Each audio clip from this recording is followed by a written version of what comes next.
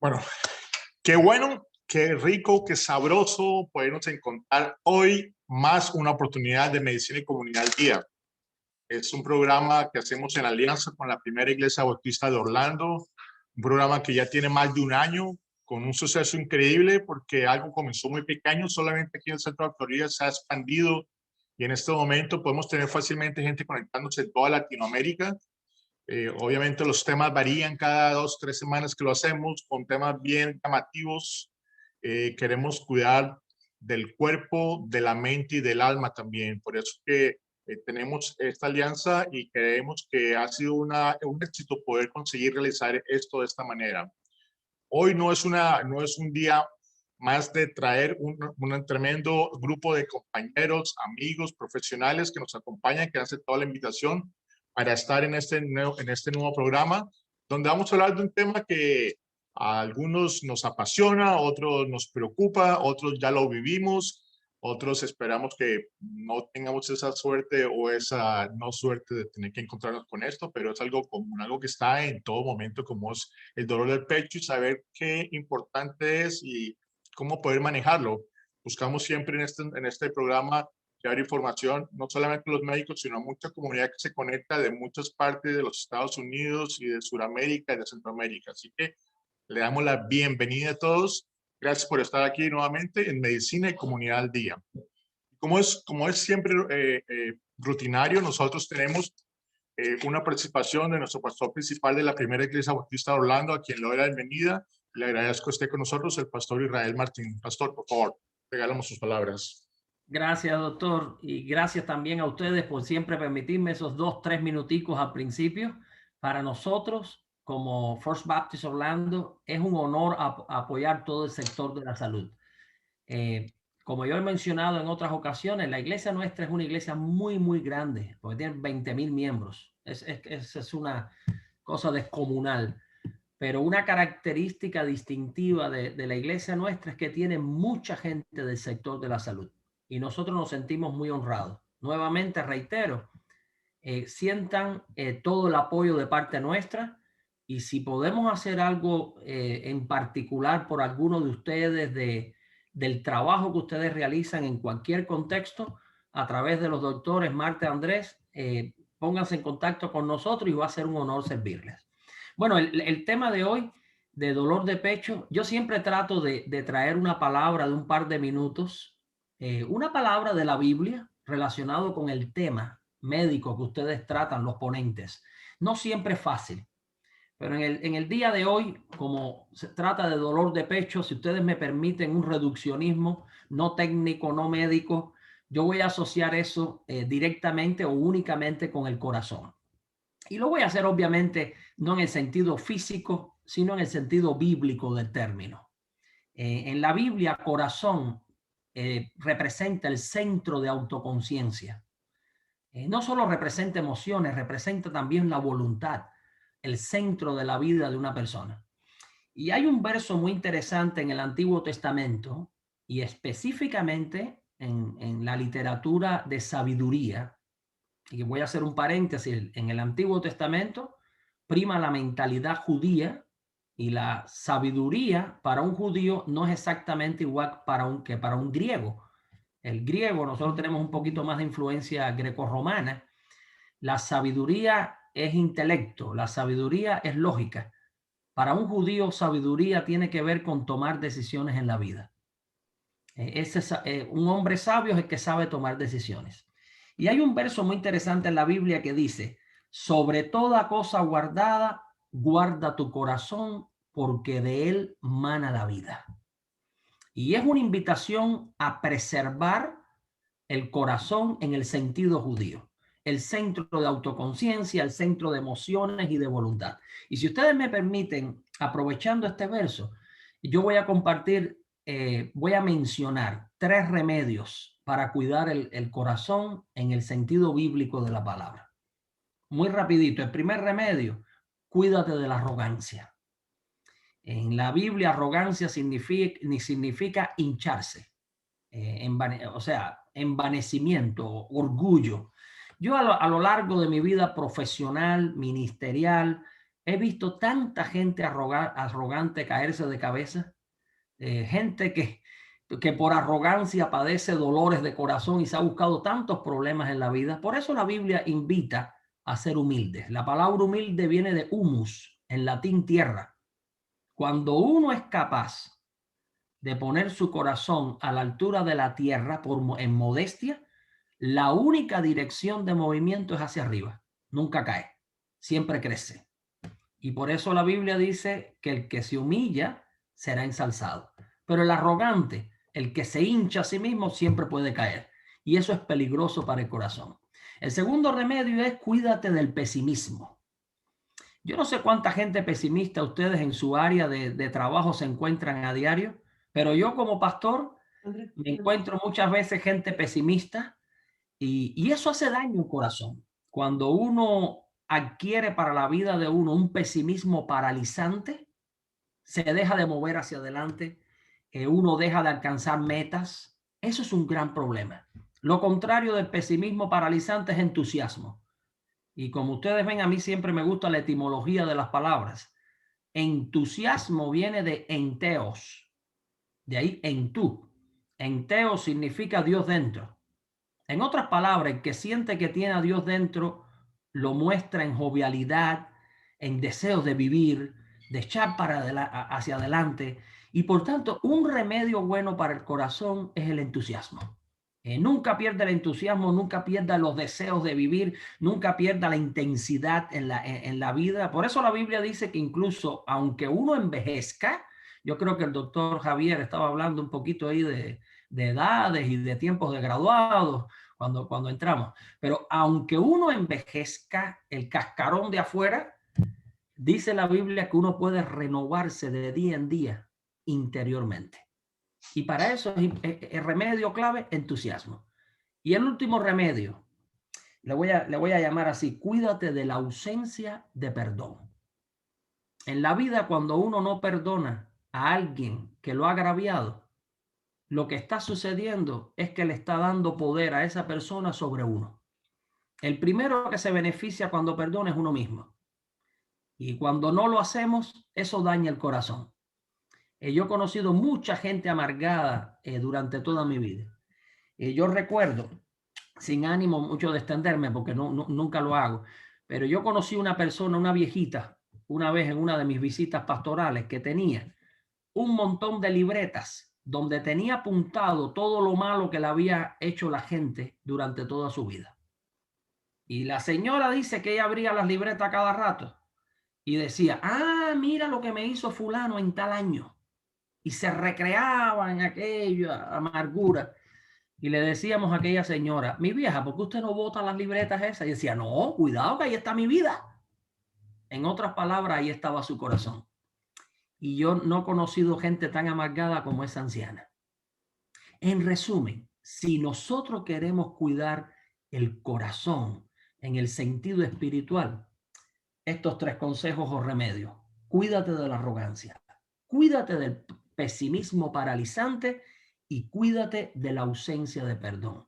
Si lo pongo en sentido positivo, no existe algo o nada tan cristiano o tan sabio como ser humilde, como en este sentido ser entusiasta y por último ser perdonador. En cuanto a este último aspecto, cuando usted sienta que alguien no lo incluye a usted porque lo critica o lo ha agraviado, simplemente tome la decisión de trazar un círculo e incluir a esa persona. Eso hace mucho bien al corazón. Que Dios les bendiga mucho. Perdone que me tomé quizás un par de minutos más de lo que acostumbro. Y si ustedes me permiten, voy a pedir la bendición para los ponentes y para todo lo que van a hacer esta noche. Señor, gracias te damos porque tú nos ayudas en lo físico, en lo mental, en lo espiritual. Y te agradecemos mucho por el personal tan calificado que tenemos en esta reunión. Bendice a los ponentes, dale sabiduría y que la exposición sea algo de gran provecho para todos. Te pido tu bendición también, no solo para cada persona aquí representada, sino también para cada familia, para el ejercicio de la profesión. Bendice todas las áreas de su vida. En Cristo oramos. Amén, Señor. Muchas gracias. Amén, amén. Gracias, Gracias. Gracias, pastor. Muy bueno. Linda palabra. Gracias. Bueno, vamos a dar comienzo hoy. Tenemos hoy amigos de la casa de Medicina y Comunidad al Día que ya estuvieron antes, Héctor y José, y también amigos de la familia Pérez, incluyendo a ellos mismos y al doctor Víctor Neira.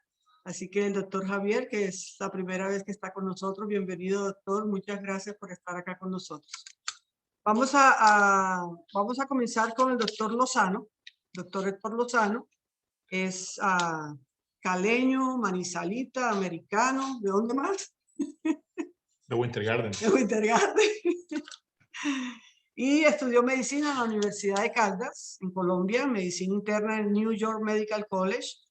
Hizo la especialidad en enfermedad cardiovascular en el Mount Sinai Medical Center en Miami Beach y es director médico del laboratorio de ultrasonido vascular en el Advent Health Medical Group. Creo que también trabajas con el grupo de residentes de Advent Health, ¿no? En Sí, cardiología. sí. Con medicina interna. Soy docente del programa de especialización en medicina interna en su rotación de cardiología. Muchas gracias, Héctor, por estar aquí con nosotros nuevamente y aceptar nuestra invitación.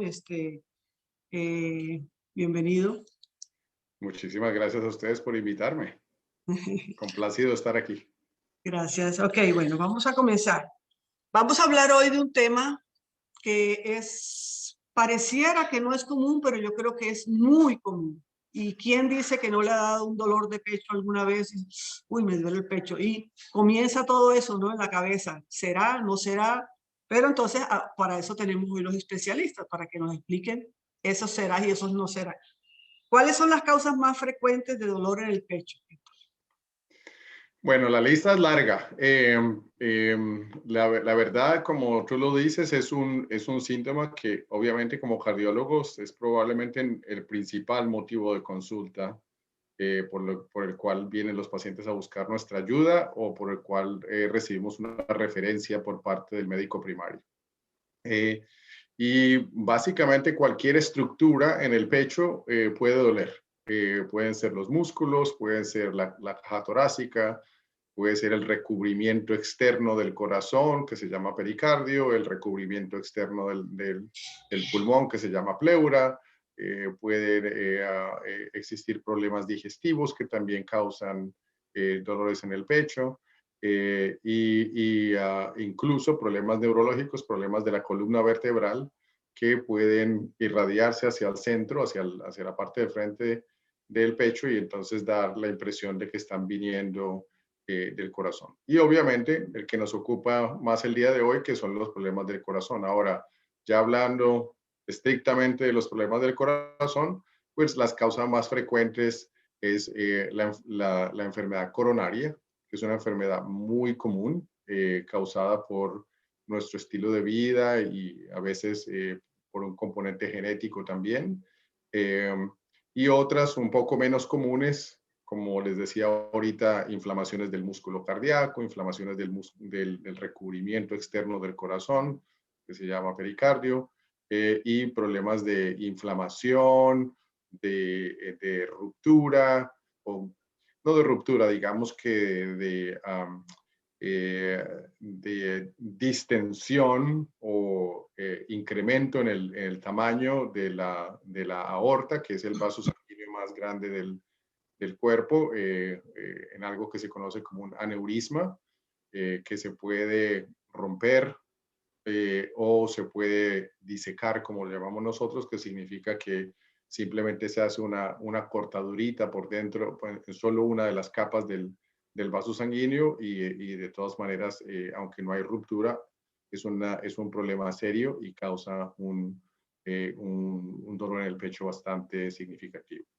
Por último, entre los más importantes y frecuentes, pues está también el dolor en el pecho producido por la embolia pulmonar, por coágulos que se forman en algún lado del abdomen o de las extremidades inferiores y que viajan súbitamente, se desplazan de las extremidades inferiores o de la pelvis a la arteria pulmonar, que queda también a nivel central en el pecho, y eso también puede causar un dolor de pecho súbito. Si nosotros, antes de continuar, les recordamos a todos que pueden ir anotando sus preguntas en el chat para que al final de todo el conversatorio, pues comenzamos a hacer la mesa redonda de preguntas. Disculpa, Héctor. Si nosotros no tenemos un dolor como tal, pero sentimos como una molestia, como una opresión, ¿podría referirse a que es dolor también o es de preocuparse de tener esa molestia? Pues fíjate, eso es muy variable de persona a persona. Y sí, digamos que cualquier síntoma en el pecho, llámese dolor, presión, apretazón, molestia, los términos pueden variar, pero la presentación de muchas de estas entidades cardíacas, de muchas de esas condiciones cardíacas puede ser muy similar y no necesariamente tiene que ser dolor. Claro, el dolor típico que tal vez todo el mundo haya visto en películas, en documentales de televisión, que es en el centro del pecho, que viaja por el brazo izquierdo y que se acompaña de colapso o de una situación aguda, pues sí, es frecuente, lo vemos, pero también hay muchas personas que tienen unas molestias bien poco sospechosas. Algunas personas sienten más como una indigestión. Otras personas se pueden sentir solo que les falta el aire, que su pecho está como apretado, como que no son capaces de tomar bien una respiración. Y hay poblaciones, específicamente las personas mayores de 60, 65, los diabéticos y las mujeres, que tienden a tener ese tipo de síntomas raros, si se quiere, o inusuales, que no necesariamente son dolor. Así que sí, si hay alguna molestia en el pecho, hay que ponerle cuidado y hay que, digamos que hay que asumir que hay un problema potencialmente significativo hasta probar lo contrario. ¿Cuándo preocuparnos por un dolor en el pecho? O sea, porque muchas veces uno puede sentir, siento un dolorcito y entonces comienza a pensar, bueno, puede ser esto, puede ser aquello, puede ser, pero ¿cuándo debemos pensar que eso, o sea, tenemos que preocuparnos y buscar ayuda o hacer algo? Sí, haciendo la salvedad que te hacía ahorita de que de todas maneras es aconsejable que cualquier persona con síntomas sospechosos en su pecho se haga revisar. Sí hay cosas que nos indican en la evaluación inicial que hay una posibilidad más grande o una posibilidad de pronto menor de que el problema sea serio. Por ejemplo, una cosa en las cuales nos fijamos mucho es en lo que llamamos los factores de riesgo.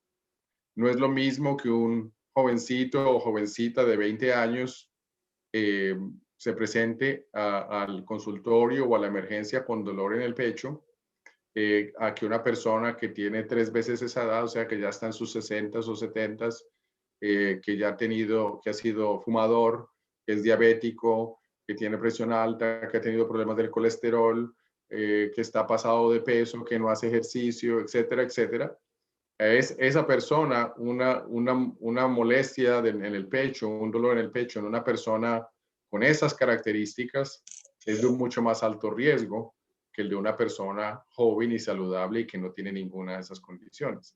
Ese es un punto importante. Otro, así que entre más mayor seas y entre más problemas de salud tengas, pues es más preocupante o potencialmente puede ser más riesgoso que el origen de la molestia en el pecho sea algo serio. Otra cosa que es importante y en la que nos fijamos mucho es las circunstancias alrededor de las cuales el dolor aparece o la molestia aparece. Porque una molestia que aparece solo cuando tú te tocas la pared torácica ahí sientes un dolor específicamente ahí en un puntito de las costillas o lo que sea, pues generalmente se puede considerar de bajo riesgo, mientras que una molestia en el pecho que ocurre de manera bastante consistente con la actividad física, que cada vez que la persona se pone a hacer cosas en su jardín, o a limpiar su casa, o a subir escaleras, o a hacer cierto nivel de actividad física, viene la molestia. Esa característica, estar asociada con el ejercicio, pues ya indica un riesgo más alto de que haya un problema serio con el corazón. Otros puntos importantes también es la duración del dolor. El dolor del pecho de origen cardíaco generalmente es un dolor que viene y se queda por unos minutos, una media hora o incluso más de eso. Y generalmente la persona o se pone muy grave y tiene que acudir, llamar de emergencia o irse al hospital, o se mejora completamente. Entonces es raro que una persona que tiene un dolor fugaz en el pecho, que llega y se va, uy, ¿eso qué fue? Solo unos segundos, realmente vaya a tener un problema bastante serio. Generalmente los problemas cardiovasculares no se manifiestan así, ni se mejoran así de sencillo. Igual, personas que tienen un dolor continuo y no parecen mejorar, pero tampoco parecen empeorar, no mejoran con el ejercicio, no se empeoran con el ejercicio, no hay cambios con las actividades, es un poco menos probable que aquella persona que tiene la molestia cuando hace cierta actividad le dura varios minutos, o puede ser en reposo también, pero le dura varios minutos, 5, 10, 15 minutos, 20 minutos y se le calma y vuelve y le aparece más adelante y va y viene en un patrón un poco más preocupante dada esa duración. De nuevo, esto estamos hablando de las presentaciones clásicas. Hay muchas personas que tienen un dolor o una molestia que no se ajusta a ninguna de estas cosas que les acabo de decir y sin embargo terminan teniendo un problema significativo. Por eso es tan importante la evaluación médica. Pero digamos que esos son los puntos principales en los que nos fijamos en esa evaluación inicial para tratar de estimar el riesgo. El riesgo es bajo, es moderado o es alto de que esto vaya a ser un problema serio. Sí. ¿Y qué tipo de exámenes debemos realizar para poder hacer un diagnóstico y decir, bueno, el dolor es cardíaco o es de otra cosa?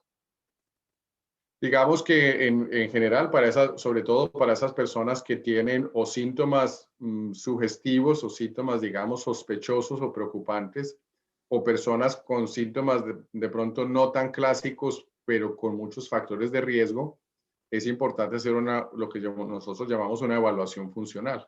Es decir, obtener un ultrasonido, un ecocardiograma del corazón para ver el tamaño del corazón, el movimiento del músculo, ver si ya hay cicatrices, si ya hay anomalías en áreas del corazón que no se muevan muy bien, que pueden indicar que esas áreas no están recibiendo suficiente irrigación o circulación. El otro examen muy importante es hacer la prueba de esfuerzo, donde básicamente lo que hacemos es tomar imágenes del corazón en reposo y después de que la persona se le pone un reto, ese reto o ese estrés puede ser físico o puede ser inducido con medicinas si la persona no tiene la capacidad física de desempeñarse bien en una bicicleta estática o en una trotadora. Y eso nos permite también ver si hay cambios en el electrocardiograma o cambios en las imágenes del corazón que nos indican una posibilidad alta de problemas serios de circulación. Ok. ¿Qué debemos hacer si estamos con un dolor de pecho? Pues lo primero es tratar de estar tranquilos, de parar inmediatamente lo que estamos haciendo. Si estamos haciendo algo, parar la actividad física, sentarnos, descansar, respirar profundo, tratar de estar tranquilos y esperar por unos minutos. Y si hay mejoría con simplemente respirar profundo y parar la actividad física y en cuestión de un par de minutos el problema se soluciona, pues no habría que necesariamente correr a la emergencia en ese momento, pero sí tomar nota mental de qué sucedió y tratar de identificar cuáles son las circunstancias que llevaron a esa situación. Porque cuando llegues a tu evaluación, tu médico te va a preguntar todo eso. ¿A qué horas fue? ¿Qué estabas haciendo? ¿Cuánto te duró? dónde empezó, para dónde se movió, qué otros síntomas tuviste, etc. Ahora, si tú no mejoras rápidamente y han pasado 5 o 10 minutos y todavía sigue la molestia ahí, en vez de mejorar, sigue igual o se está empeorando, pues cualquier dolor en el pecho prolongado, especialmente en poblaciones de riesgo como las que mencionamos ahorita, es mejor acudir inmediatamente al servicio de emergencia para hacer la evaluación apropiada. Muy bien. Bueno, vamos, muchas gracias, Héctor. La información muy buena, de todas maneras, no te nos vayas. Ok, claro, aquí estoy. Vamos a continuar con el siguiente expositor. Sí. Llevando la cronología de ese dolor de pecho con esas características que ya muy bien describió el doctor Lozano, quiero dar la bienvenida a nuestro siguiente conferencista, el doctor José Hernando Arias. José es médico de la Universidad de Caldas de Manizales, es médico internista del Metropolitan Hospital Center de Nueva York, hizo su fellowship en enfermedad cardiovascular en el St. Vincent Hospital en New York, hace cardiología intervencionista, donde se especializó en el mismo hospital y actualmente trabaja y hace parte del grupo de cardiología intervencionista de la Advent Health en Orlando y Altamont. José, bienvenido y muchas gracias por aceptar esta invitación. Buenas noches a todos y muy contento de poder estar con ustedes, acompañarlos y compartir un poquito de la experiencia de nosotros. Perfecto.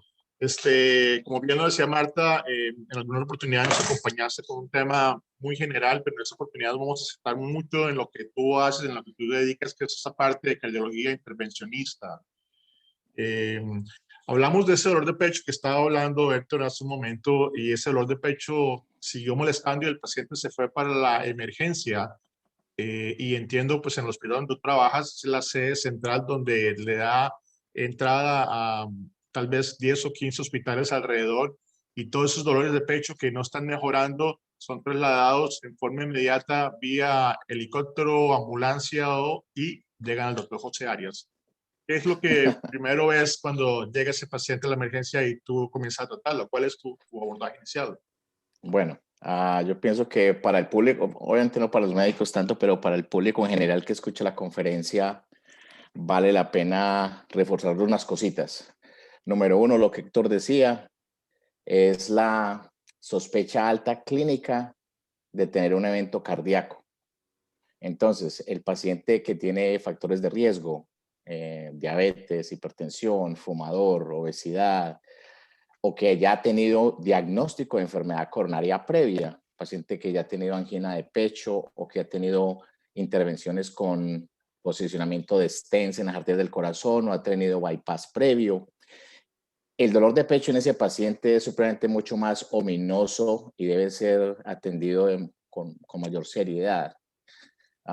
Por eso una de las indicaciones y los guidelines que manejamos aquí en Estados Unidos de la Asociación Americana de Corazón es generalmente dolor de pecho en un paciente de alto riesgo, o si no hay contraindicaciones, una aspirina, inclusive baby aspirin, 2 aspirinas de esas o una de 325. Yo pienso que es una medida que en el paciente que tiene un evento cardíaco en evolución va a ser de beneficio y no va a tener mucho de deficiencia, o que sea el riesgo-beneficio indica que es mucho mejor el tomar entre más rápido la aspirina, mejor para el paciente a largo plazo. Entonces, una vez el paciente tiene la sospecha, el dolor de pecho más de 5 minutos, no paró. En el Estados Unidos, pues tenemos la oportunidad, yo soy colombiano de Pereira, nosotros pues en la época que yo estudié no existía el 911, eso pues cada quien era en coger un taxi, el que más rápido llegue al hospital para que lo atiendan a uno de emergencia, y que conozca al portero de emergencia también para que lo deje pasar rápido. Gracias a Dios yo creo que han mejorado un poco las cosas, pero pues aquí en Estados Unidos es lo que hace, ¿no? Llamar al 911. Una vez llega el paciente a emergencia, nosotros tenemos el sistema que se llama STEMI, o un sistema de alerta donde se manejan los infartos. O sea, ya voy a hablar desde los infartos como tal. El paciente que no viene de dolor de pecho, sino que viene con dolor de pecho de emergencia, todo paciente debe tener un electrocardiograma hecho en los primeros 5 minutos. Y nosotros tenemos una medida acá para la calidad de servicio cardiovascular que se presta, y es lo que llamamos door to balloon time. ¿Qué significa eso? Significa el tiempo que transcurre entre que el paciente llegó a la sala de emergencia, se le toma un electrocardiograma, se evalúa por el médico de emergencia, se llama al cardiólogo intervencional, y si el paciente tiene la presentación, entonces aquí buscamos las tres cosas. Serían, uno, la presentación clínica del dolor de pecho, que sea altamente sugestiva coronaria. Número dos, la parte del electrocardiograma, si hay cambios del electrocardiograma, que ya pues, o sea, para la parte médica ya sabemos si son de elevación del segmento ST o un no-Q. Y la tercera sería la presencia de enzimas cardíacas, donde el paciente pues en emergencia se le hacen unas pruebas rápidas de troponinas, que son unos niveles de enzimas que se elevan cuando el paciente tiene un infarto. Si tenemos dos de los tres en ese caso, ese paciente entra a ser evaluado por uno de nosotros, el cardiólogo intervencional de turno, el que esté de buenas ese día, y le toca obviamente manejar este caso. Entonces, si hacemos el diagnóstico de un infarto agudo, por la presentación clínica, por los cambios del electrocardiograma y todo, se decide llevar el paciente a la sala de cateterismo, porque pues ya obviamente sabemos a largo plazo la posibilidad de abrir la arteria preserva mucho mejor la función muscular del corazón, previene complicaciones cardíacas y va a tener el mejor pronóstico a largo plazo el paciente.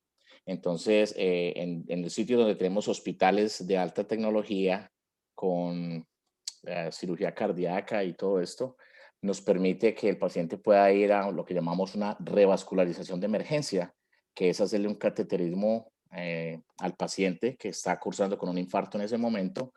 Y la idea de nosotros es poder tener un tiempo entre el que el paciente llega a emergencia y se le abre la arteria en la mesa, menos de 90 minutos.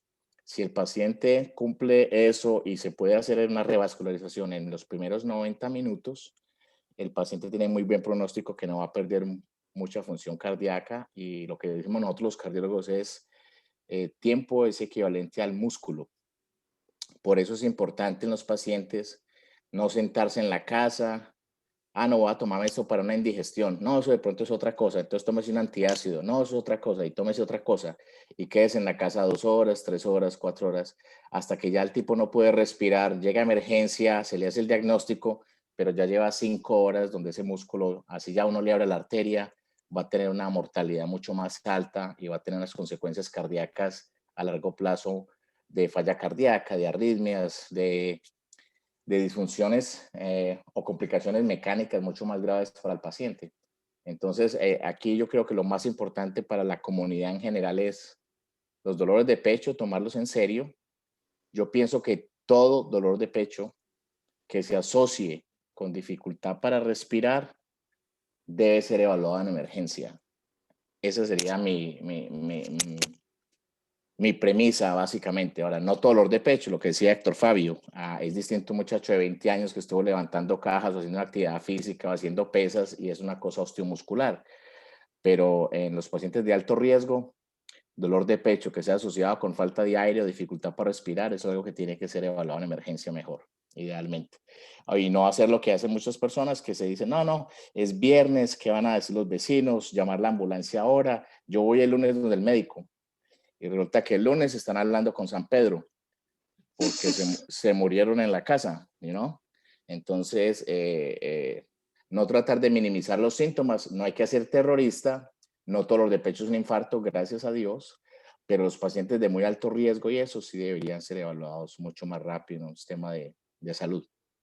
Ese tema de la aspirina inmediata cuando tenga dolor ayuda a que ese tiempo de 90 minutos sea más largo. En realidad se ha visto en los estudios que el paciente que tiene un proceso trombótico agudo, lo que llamamos aquí un acute coronary syndrome o un síndrome agudo, que sería o angina inestable o un infarto, los pacientes que reciben una aspirina en forma rápida son pacientes que tienen lo que llamamos un flujo en la arteria coronaria mucho mejor, lo que llamamos TIMI flow.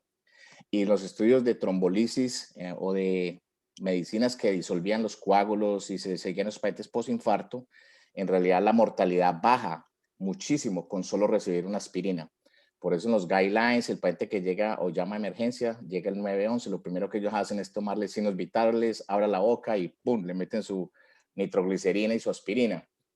pero entonces ya es obviamente que si ya es de parte del sistema de salud, porque pues si el paciente tiene angina de pecho y tiene nitroglicerina, pues obviamente es bueno que lo pueda sentarse, descansar, como decía Héctor Fabio, y tomar su nitroglicerina bajo la lengua, ver si pasa o no pasa. 5 minutos, para mí 5 minutos es la medida.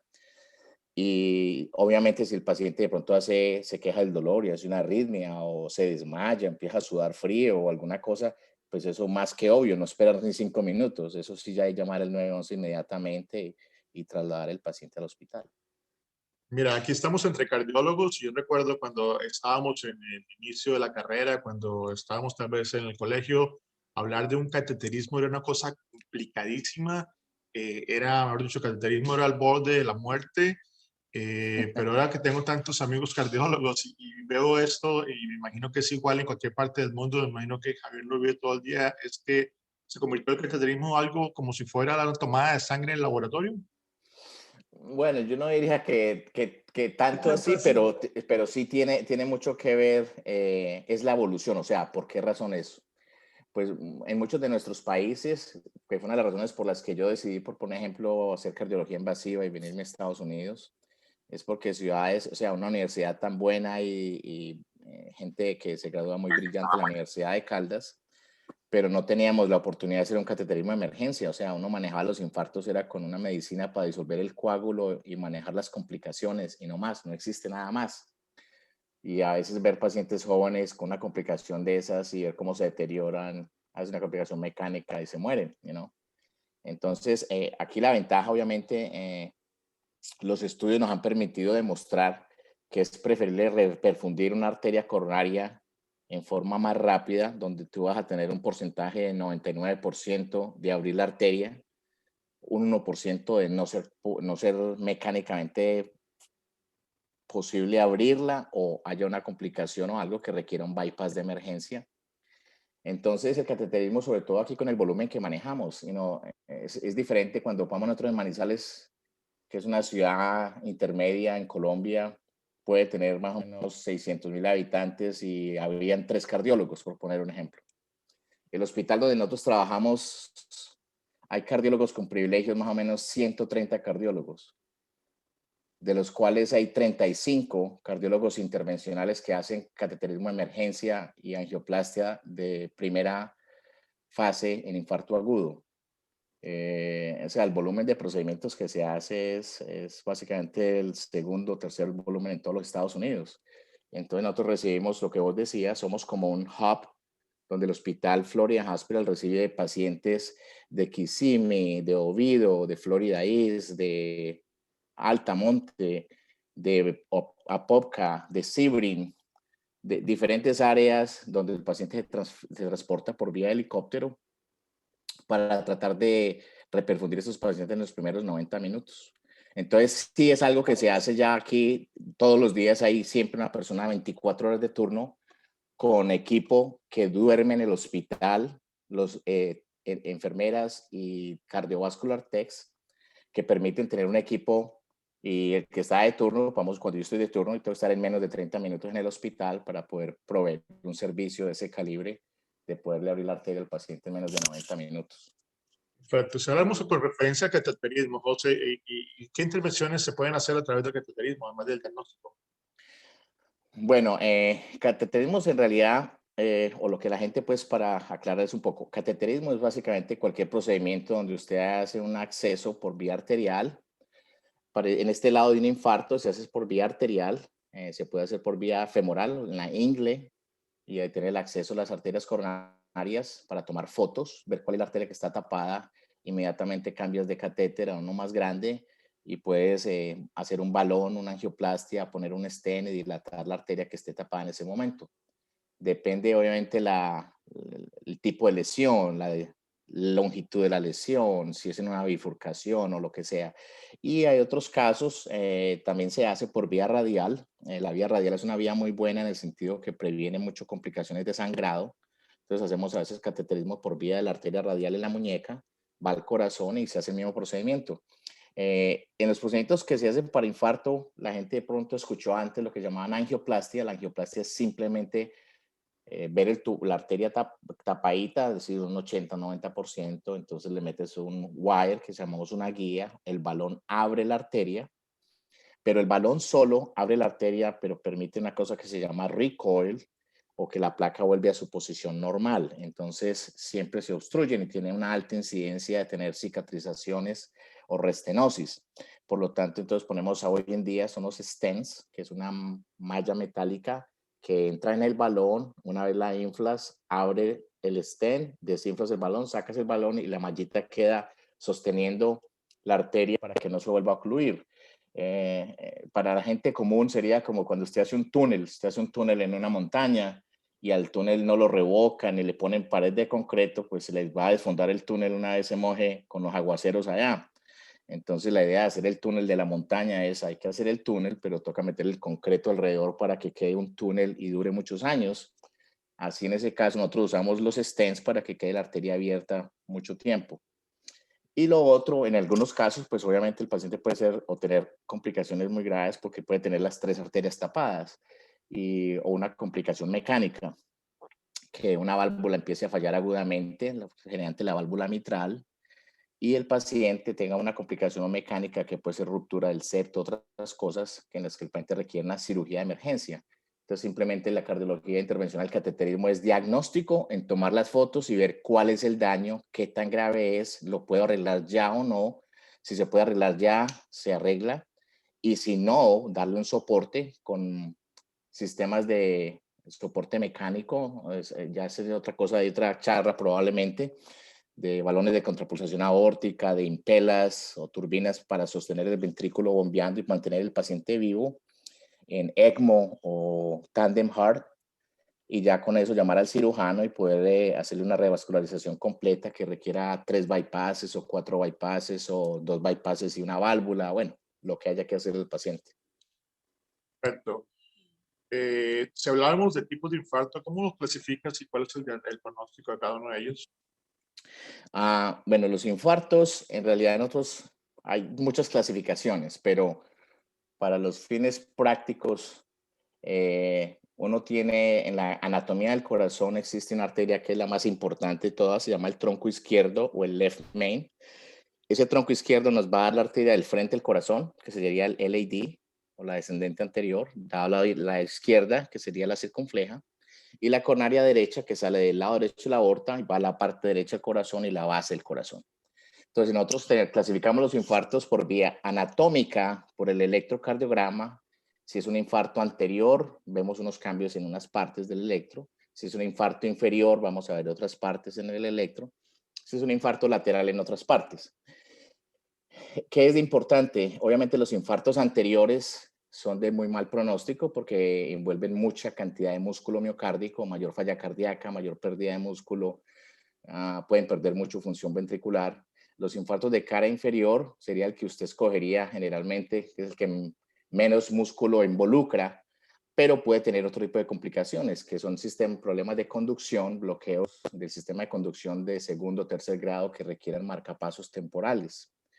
Y el infarto de cara izquierda, el de la circunfleja, es un infarto que a veces es difícil de diagnosticar porque a veces puede ser muy silencioso en las manifestaciones del electrocardiograma, pero que también tiene su parte de morbilidad severa porque esos infartos pequeños así son los que algunos veces tienen asociación con ruptura de músculo cardíaco. Y obviamente el infarto más letal, que sería el infarto donde ocluye el tronco principal o left main, lo que llamamos aquí en Estados Unidos también le decimos de widowmaker, o el que hace las viudas, porque generalmente el paciente es muy difícil que sobreviva a un infarto donde ocluye el left main simultáneamente. Aunque hay casos, pues aquí he tenido con mis compañeros varios casos que hemos tenido infartos de esos y gracias a Dios el paciente ha podido salir, pero es uno de los más letales que existe. La otra clasificación es de acuerdo al electrocardiograma que llamamos de ST elevado, que son infartos que llamamos en Colombia antes el infarto Q, y el otro es el infarto no Q, o un infarto con manifestaciones electrocardiográficas más sutiles y que no son tan patognomónicas, porque pueden ser enmascaradas cuando el paciente tiene hipertensión, hipertrofia, o trastornos electrolíticos y cosas de esas. Perfecto. La verdad que es curioso, pero en algún momento de mi decisión profesional la cardiología fue algo que me apasionaba bastante. Pero me incliné por el deporte, la parte deportiva, pero es apasionante y la verdad que es muy interesante, José. Muchas gracias. Hay muchas preguntas para ti y sé que vamos a tenerlas. Vamos a darle a nuestro próximo invitado, vamos a invitar el próximo tema. Y al final les recuerdo a todos que vamos a tener una mesa redonda, todos pueden participar y hacer preguntas a nuestros conferencistas. De hecho, ya hay varias en el chat que iremos resolviendo para todo el mundo. Así que no te vayas, José. Nuestro tercer invitado, tengo el honor de traer un compañero. Estuvimos juntos en la universidad, fuimos, digamos, compañeros de pupitre por muchos años. Es que bueno escuchar mucho de ti, Javier, en el transcurso de los años y tener la posibilidad de conectarnos otra vez. Quiero presentarle a ustedes al doctor Javier Darío Maldonado. Javier estudió medicina en la Universidad Javeriana de Bogotá, estudió cirugía cardiovascular en el Hospital Sao Paulo de Brasil. Es jefe de cirugía cardiovascular en el Hospital Universitario de la Fundación Santa Fe de Bogotá y de la Clínica Universitaria de Colombia. Es presidente del capítulo de cirugía cardiovascular de la Sociedad Colombiana de Cardiología. Y bueno, qué bueno reconectarnos y qué bueno que has aceptado esta invitación. Bienvenido, Javier. Micrófono. Ya. Listo. Muchas gracias, Andrés y Marta, y a todos los demás, a Héctor, a José.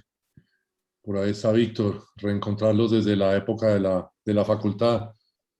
Tal vez un poquito más canosos todos, con un poco menos de pelo, más arrugas y muchísima más experiencia. Pero absolutamente espectacular. Muchas gracias. Y la verdad era que siguiendo con nuestra historia, nuestra narrativa, aquel dolor que fue un poco más serio de lo que fue, no fue simplemente una osteocondritis, un dolor muscular, sino se pasó ya, comenzó a sentir fatiga, empezó a ponerse malito, se fue allá a la emergencia, los transportaron de pronto hasta en helicóptero, como sea, y llegó a las manos de nuestro cardiólogo intervencionista y no se pudo solucionar. Tuvimos que llamar a nuestro cirujano cardiovascular para que viniera aquí y pues en eso nos vamos a centrar. Entonces, si hablamos del cuadro quirúrgico, Javier, ¿cuáles son las principales causas de ese dolor torácico agudo de tipo quirúrgico?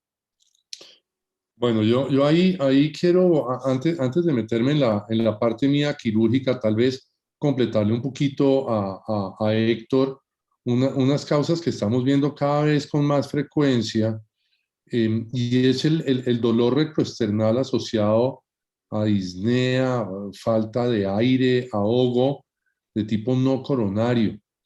Yo no sé ustedes en Estados Unidos, pero nosotros aquí en Colombia, la incidencia de la obstrucción de la válvula aórtica y la presentación en múltiples maneras de valvulopatías que asemejan el dolor al de un infarto cardíaco, por lo menos de una manera subjetiva desde el punto de vista del paciente. Ya cuando uno hace un adecuado interrogatorio del paciente, pues va viendo diferencias.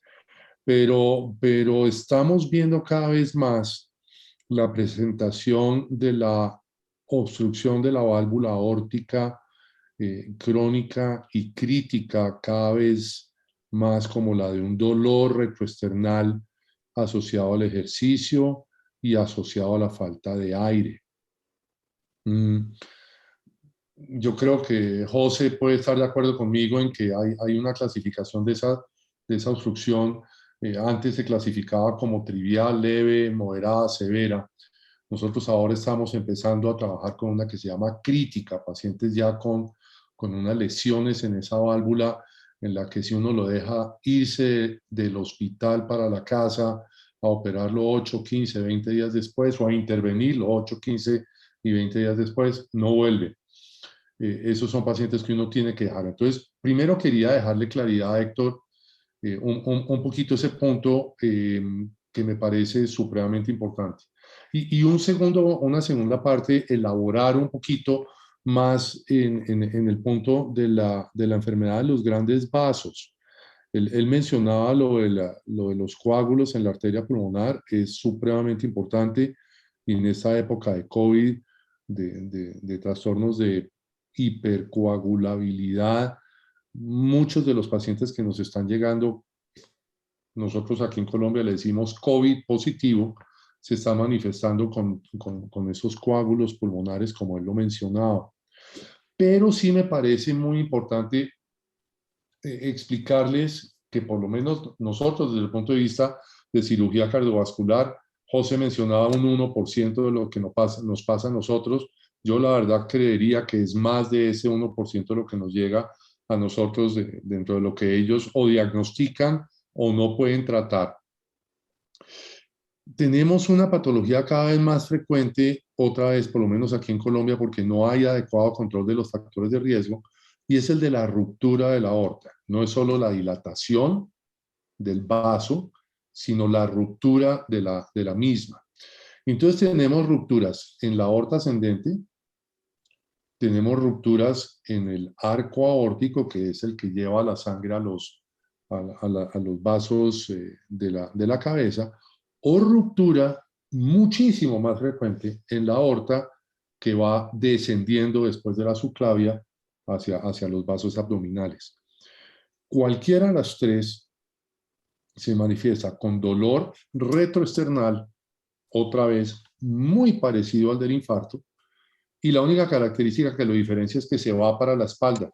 Entonces el paciente no sabe si le comenzó en el pecho y se le fue para la espalda, o le comenzó en la espalda y se le fue para el pecho. Pero tal vez ahí, sumándome a lo que mencionó José, estos dolores van muy acompañados de lo que llamamos nosotros los síntomas disautonómicos: mareo, sudoración, pánico, por lo menos lo que decimos aquí en Colombia, un culillo el madre. Esa mezcla entre el culillo, el dolor, y que verdaderamente el que está al lado de él lo vea pálido y sudoroso, es el que debe hacer consultar al paciente sin necesidad de hacer esperar los 5 minutos que mencionaron Héctor y José. Entonces yo sí quería mencionar, aparte del infarto y de la patología global, recordarles la disección de la aorta, que puede ser en cualquiera de sus 3 porciones, especialmente en la descendente, recordarles el tromboembolismo pulmonar y mucho, mucho, mucho la enfermedad valvular. Perfecto. ¿Listo? Ahora, ya cuando José se envainó y dijo, hombre, hasta aquí llegué, y dije, no, busquemos a alguien que sí sabe de resolver esto bien, y entonces llama al cirujano. Está bueno. Aquí copa, le meterle leña al fuego y no ser tan, ¿no? Sí, ahí tengo fuego prendido, no te preocupes. Eso, por eso. Allá detrás. Entonces nos llaman a nosotros. Hombre, hay muchas maneras de enfocar ese punto que mencionó José, hasta dónde llega él y a dónde pasamos nosotros, en qué punto pone uno la línea de dónde debe estar el intervencionismo y a dónde pasar a la cirugía. Mire, ahí vamos a discutir 4 días seguidos, día y noche, y nos vamos a poner de acuerdo.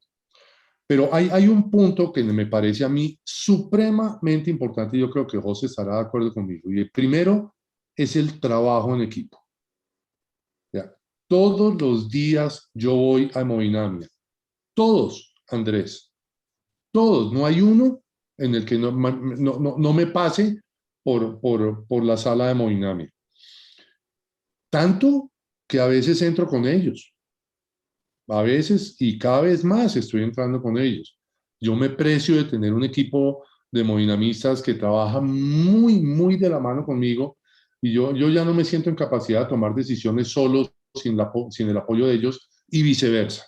Entonces, cuando hay un paciente en el término que lo mencionó José, y que con el cateterismo, con el electrocardiograma no está pensando que es una enfermedad de 3 vasos, o de pronto es un tronco o un tronco con 3 vasos, no es infrecuente que me llamen y me digan, oiga Javier, venga que este caso está complicado, entre conmigo, y yo o me bajo de la sala de cirugía, o si estoy en consulta, suelto la consulta y me voy para allá y entro con ellos. ¿Por qué? Porque me parece muy, muy importante, Andrés y Marta, que las decisiones se tomen en equipo. ¿Qué es en equipo? Hombre, que evaluemos el cirujano y el hemodinamista lo que es mejor para el paciente en ese momento. A veces las decisiones va a ser mejor hacer una angioplastia, poner un stent o poner 2 stents o 3 stents, o decir, hombre, mire, por la característica anatómica hay una serie de scores y una serie de números, está el syntax, está, bueno, todo lo que ustedes quieran ahí, pero básicamente es ponernos de acuerdo entre los dos cómo le va a ir mejor a este paciente en 5, 8 o 15 años y no en 3 o 4 días. Y entonces ahí tomamos la decisión. De pronto la decisión es operarlo, de pronto la decisión es ponerle un stent, o de pronto lo que estamos viendo ahora cada vez más, y José va a estar de acuerdo conmigo, es las dos. Hombre, mire, no, un momentico, póngale stent a esa circunfleja y le pone el stent y yo me lo subo y le pongo 2 bypasses, por decir alguna cosa. O al revés, o decimos, no, mire, este paciente está muy enredado, hagamos una cosa, déjeme, yo le pongo una mamaria a la descendente anterior, la mamaria derecha a una circunfleja, y se lo bajo al segundo día posoperatorio y usted le pone un stent a la coronaria derecha. Eso se llama procedimiento híbrido. Híbrido significa que se está cogiendo la mejor parte de las dos terapias, la mejor parte de los dos mundos y van en beneficio al tratamiento al paciente. Entonces, ese es el primer punto. Para beneficio de la comunidad, que hay personas que no son médicas, ¿querías explicarle qué es un bypass? José habló Voy para allá. de una cosa del stent, ahora tú el bypass. Justamente voy para allá. Entonces, José explicó muy bien que el stent es como un túnel recubierto de concreto para que la montaña no se meta dentro de la carretera. Lo que yo hago es colocarle, hagan de cuenta que es una tubería que está empotrada en un potrero y le lleva agua del estanque al prado y se tapa. Yo lo que hago es coger una nueva tubería, sacarle el agua de ese estanque por un conducto independiente y ponerle un codo por delante de donde se tapó. Eso se puede hacer con venas y se puede hacer con arterias. Cada vez más estamos utilizando más y más arterias. La que más utilizamos es una arteria que está detrás del esternón, que se llaman las arterias mamarias. Están mal llamadas mamarias, pero así se llaman, la izquierda y la derecha. Y desde hace 30 años está demostrado que una mamaria izquierda puesta a la arteria principal del corazón, que se llama la arteria descendente anterior, o como la llamó José, anterior descending, o LAD, left anterior descending, es el mejor de los mundos. Eso en buenas manos, con experiencia, hecho con despacio y con buena letra, son conductos que están permeables en un 90% más de 10 años. Entonces, si uno coloca ese bypass a la descendente anterior y José después le pone una stent al tronco de la circunfleja, pongamos en un paciente de 85 años, ese es el mejor de los dos mundos. Al paciente le va a ir supremamente bien y yo puedo hacer la cirugía por una técnica mínima invasiva sin abrir el esternón completo, sino por incisiones ya de 5 o 7 centímetros, mucho más pequeñas, menos dolorosas y de recuperación más rápida, de tal manera en que el paciente está saliendo del hospital con el bypass y con el stent al 5º día. Wow. Sí, eso lo he visto, los cambios en la velocidad de recuperación de estos pacientes. Yo recuerdo estar en la iglesia en un servicio y una persona tuvo un evento cardíaco grave. Llegó el 911, lo llevó, se lo llevaron al hospital, todo el mundo aterrado, y el siguiente domingo el señor estaba ahí asistiendo a la iglesia. Correcto. Ya hay muchas maneras de operar los pacientes con unos resultados que claramente son espectaculares. Y en los hospitales en los que yo estoy, esto no está todavía mundialmente utilizado, pero en los hospitales en los que yo trabajo, José, yo me imagino que ahorita en la mesa redonda lo podemos discutir, y Héctor también, para que lo conozca. Y yo creo que Víctor de alguna manera me puede corregir si no es así. Nosotros colocamos los bypasses y les estamos haciendo unas mediciones con unos aparatos especiales para asegurarnos, primero, que el bypass está permeable, y segundo, poderle decir al paciente en qué porcentaje de chance va a tener ese bypass abierto a un tiempo determinado.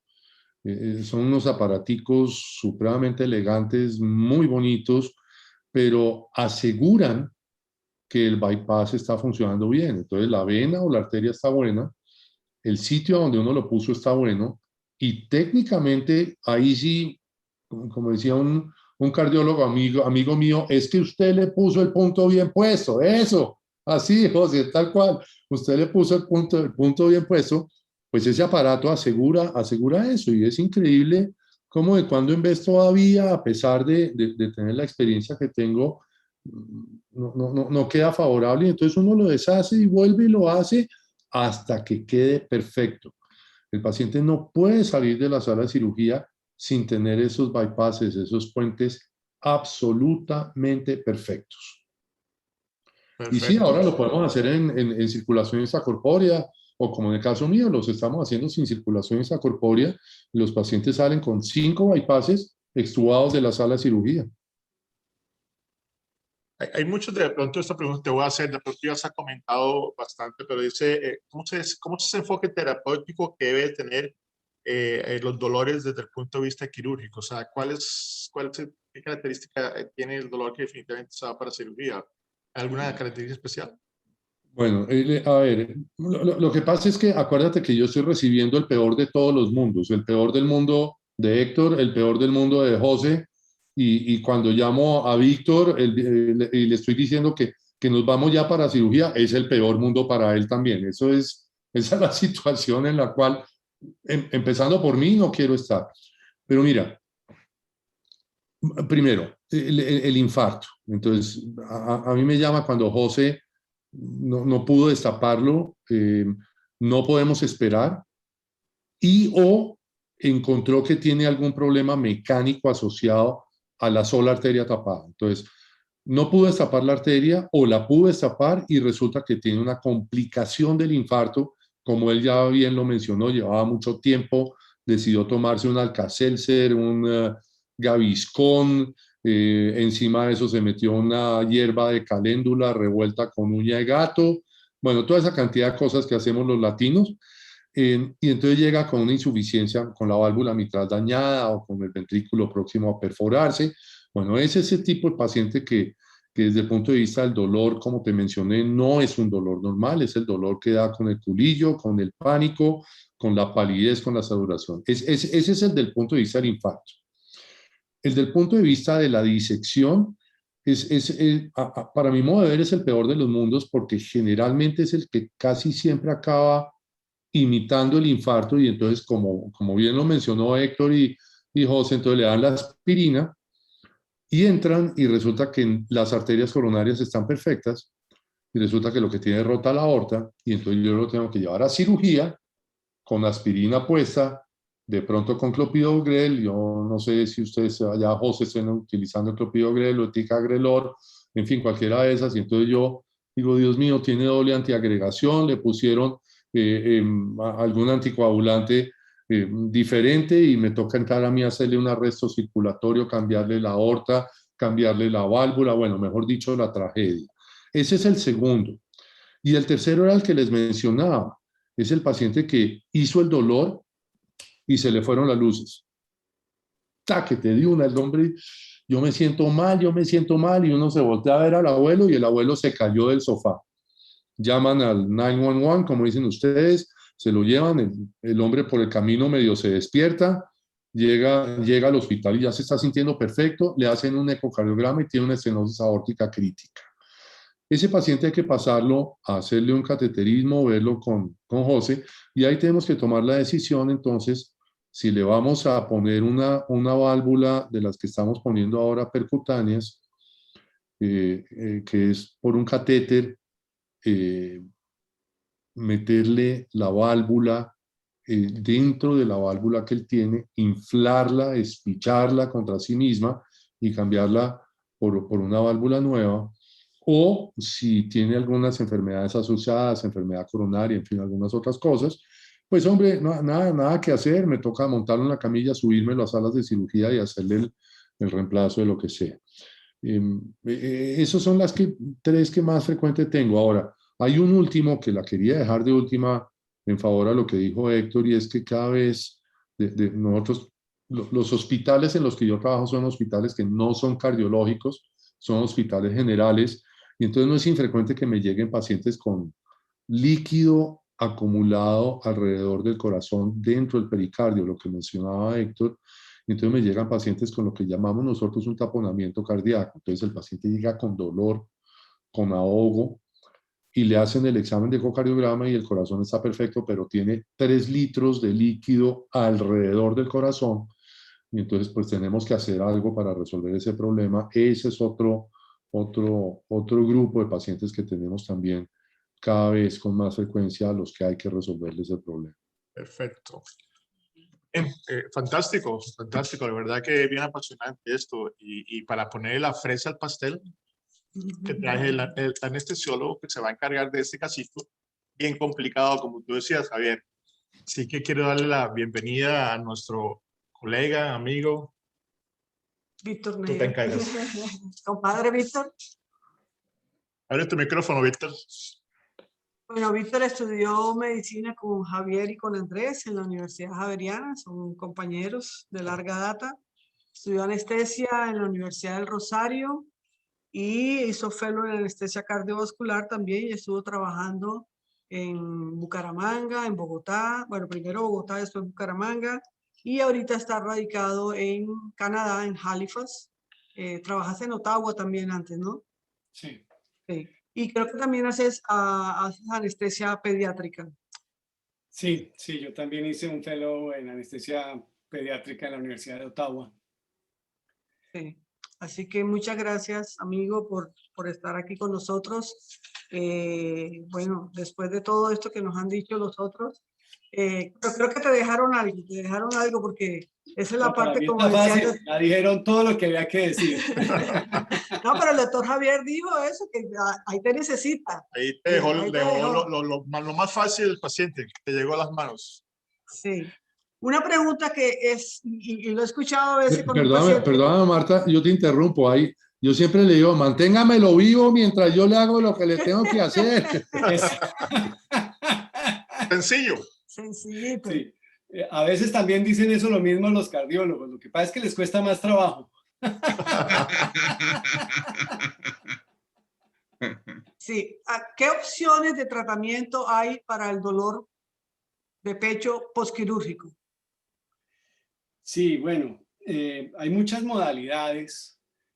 Tradicionalmente el manejo había sido con morfina o medicamentos parecidos a la morfina. Incluso para el manejo del dolor del infarto había una mnemotecnia que era muy popular, que era MONA, ¿sí?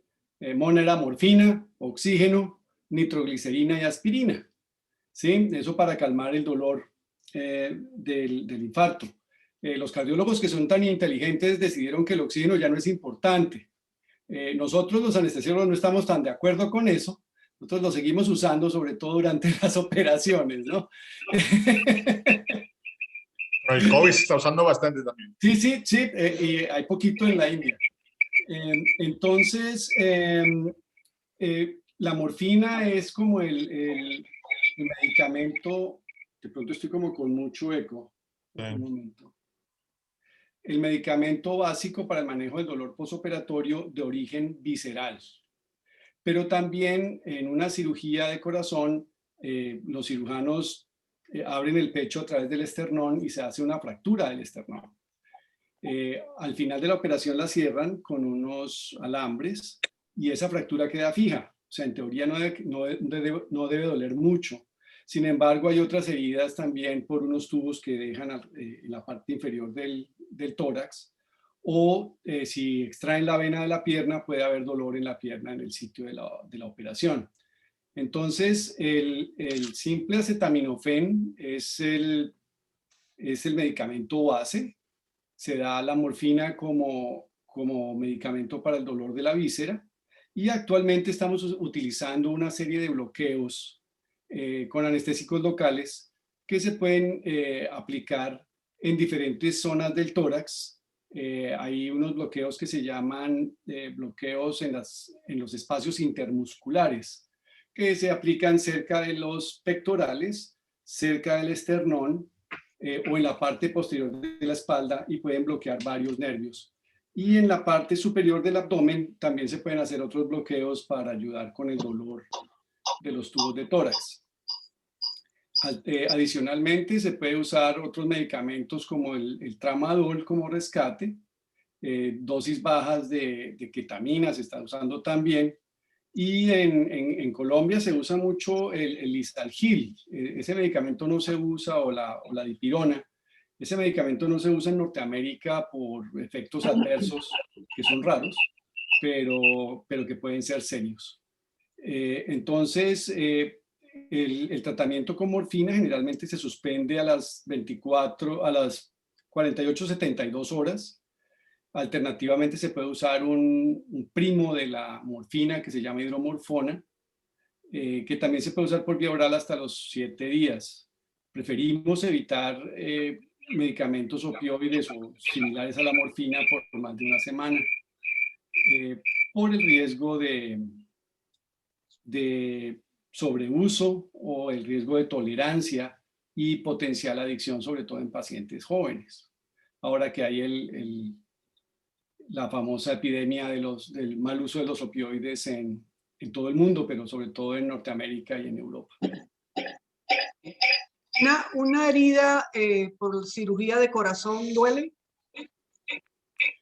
Bueno, el doctor Maldonado de pronto puede decirnos qué tanto sus pacientes se quejan de dolor, pero definitivamente duele, dependiendo del tipo de técnica que se use, porque hay cirugías de corazón que se hacen a través del tórax, como el doctor Maldonado lo mencionaba, de cirugías mínimamente invasivas. Algunas ya las están haciendo con toracoscopia o con robots. Pero eso se necesitan varias incisiones para introducir los instrumentos, y todas esas incisiones pues van en últimas a doler. Generalmente el dolor es más fuerte en las primeras 72 horas, que es cuando estamos usando la morfina. Algunos centros usan la morfina con unas bombas inteligentes en las cuales el mismo paciente puede controlar las inyecciones. Y si tiene mucho dolor, pues se presiona un botoncito y la bomba le administra la dosis. Esas bombas se pueden programar con un límite, de manera que se evite la sobredosificación y se evitan los efectos adversos. La morfina y sus primos o sus medicamentos relacionados tienen efectos adversos severos, que pueden ser náusea, vómito, rasquiña y depresión respiratoria, sobre todo en pacientes obesos con apnea del sueño. Entonces, en la mayoría de los centros, esos medicamentos pues, se administran por bomba o por enfermeras, y en sitios donde hay monitores que vigilan que el paciente no vaya a tener una disminución significativa del nivel de oxígeno.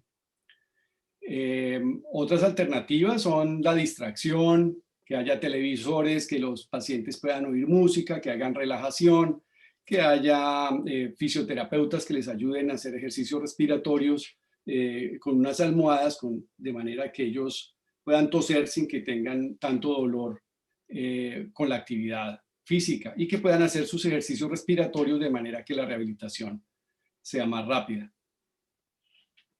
Sí, ya estabas hablando de la adición a los opioides, a estos tipos de morfina y los primos que estabas hablando, pero ¿es alto el riesgo de adición a estos medicamentos? ¿Es frecuente? O sea, ¿ustedes lo ven mucho los pacientes? Pues la verdad, en Norteamérica sí se ven muchísimos pacientes adictos a los opioides. Y la mayoría, muchos de los hombres que se vuelven adictos a los opioides han resultado adictos en el posoperatorio de cirugías, generalmente de trauma. ¿Por qué razón? Porque hay un sobreformulación de los opioides. Le dan una gran cantidad de medicamentos de hidromorfona para 15 días, ¿sí? Y entonces ya a los 15 días el tipo vuelve porque sigue con dolor, y sigue con dolor porque se vuelve un círculo vicioso de tolerancia a dolor y dolor más necesidad del medicamento. Eso yo nunca lo vi en Colombia, la verdad, y en realidad nosotros en Colombia manejamos muy bien el dolor posoperatorio con medicamentos alternativos a los opioides. Sí, es lo que se llama terapia multimodal, que es infiltración de la herida con anestésico local, acetaminofén desde el preoperatorio y todo el posoperatorio. El uso de tramadol es muy frecuente en Colombia, con muy buena tolerancia. Aquí no les gusta por alguna razón. No hay tramadol inyectable en Canadá, por ejemplo. Y se usan los opioides de una manera muy conservadora en Colombia, porque además es un lío formularlos, ¿sí? Eso toca llenar un montón de papeles. Entonces, sí es frecuente. Aquí no solamente es frecuente por vía oral la hidromorfona y todos esos medicamentos, sino también la adicción intravenosa y el suicidio y la sobredosis con opioides es la primera causa de mortalidad en hombres menores de 40 años en Canadá. Entonces, eso es una real epidemia seria, y por eso hay en este momento tanto interés en reducir el uso de opioides intraoperatorios y posoperatorios en todo tipo de cirugía. Sí, Entonces, sí hay riesgos, sí, pero usando, como te cuento, la terapia multimodal y educando al paciente de los riesgos y por qué razón es mejor no usar mucha hidromorfona o sus medicamentos similares, después del tercer o quinto día, pues eso se puede evitar fácilmente. es que viendo con todos los requisitos y reglamentos y todas las cosas que hay con los opioides aquí en los Estados Unidos, el otro día una señora amiga conocida que estaba con cáncer y ya estaba en su casa pues en estado terminal, pero le estaban dando para los dolores morfina y ella falleció, pero después la persona que la cuidaba, que es la señora que me ayuda con la limpieza de la casa y todo, me trajo unas cajas con todos los medicamentos que ella le daba y estaba llenísimo de morfina, o sea, en todas las presentaciones. Yo decía, pero qué locura. Yo decía, bueno, pero es que eso, yo no sé qué voy a hacer con eso, porque primero no lo puedo llevar para Colombia porque eso es un peligro. Y segundo, pues se lo di a una enfermera que trabaja con unos médicos y a ver qué ellos podían hacer con eso, porque lo otro es, si yo lo llevo a un hospital, lo van a echar a la basura. Y entonces eso bueno, no sé, yo me puedo meter en un problema, pero me pareció como una locura, como que tanta cantidad de morfina para esa señora y así de una forma tan libre que me pareció muy extraño, ¿no? Pues esa sobreformulación es la que lleva a que muchos adolescentes lo que hacen es robarse los medicamentos de la abuelita, los medicamentos de la tía, de la mamá, que por X o Y razón el médico general le formuló medicamentos para dormir o medicamentos para el dolor, y ahí empiezan a experimentar, se vuelven adictos y en una de esas terminan muertos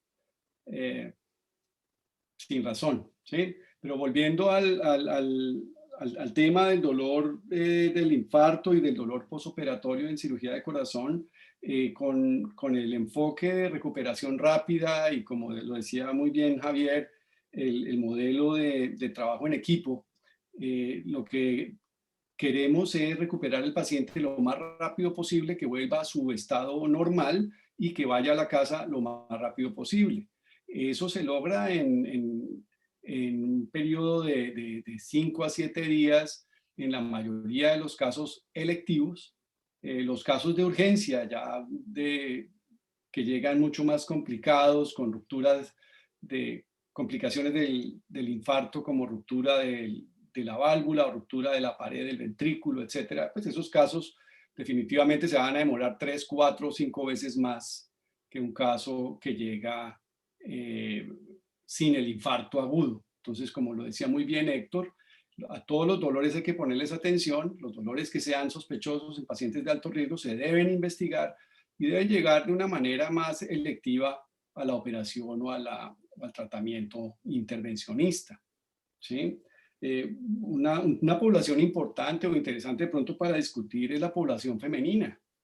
A las mujeres tienen síntomas menos típicos, menos característicos, y nosotros estamos viendo mujeres cada vez más jóvenes llegando con enfermedad coronaria, con síndromes coronarios agudos que requieren cirugía, y el espectro de su enfermedad es diferente, sobre todo si son diabéticas jóvenes.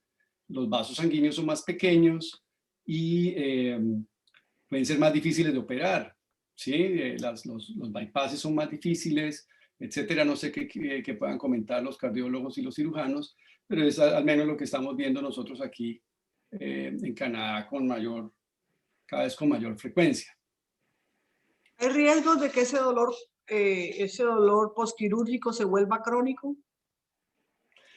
Sí, desafortunadamente un dolor mal manejado desde el principio se puede volver crónico porque el mismo sistema nervioso crea un círculo que es como un reflejo, y eso crea como una memoria de dolor que puede ser difícil de manejar.